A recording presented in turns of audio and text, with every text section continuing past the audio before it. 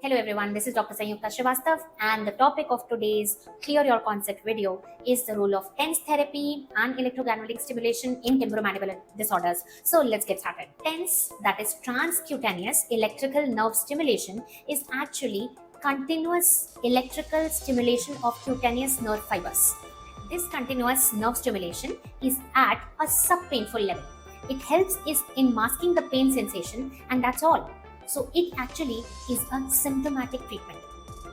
When the intensity of TENS unit is increased so that the motor fibers are now stimulated, it becomes electrogalvanic stimulation. In electrogalvanic stimulation, a rhythmic electrical impulse is applied to a muscle, producing repeated involuntary contractions, which is followed by a relaxation. So electrogalvanic stimulation is useful in muscle spasms, the true muscle spasms, where the muscles are experiencing a sudden contraction.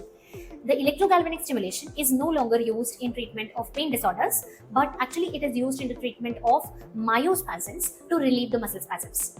Answering a controversial question, can you use TENS therapy to record the centric relation? I believe no. TENS produces pain relief by masking the painful sensations to the cortex. Even electrogalvanic stimulation produces muscle relaxation only in contracted muscles, that is in myospasms. But in true masticatory muscle disorders other than myospasms or in intracapsular disorders, there is no recordable increase in EMG activity in any of the muscles of mastication. So, relaxing them to record the centric relationship doesn't make a sense.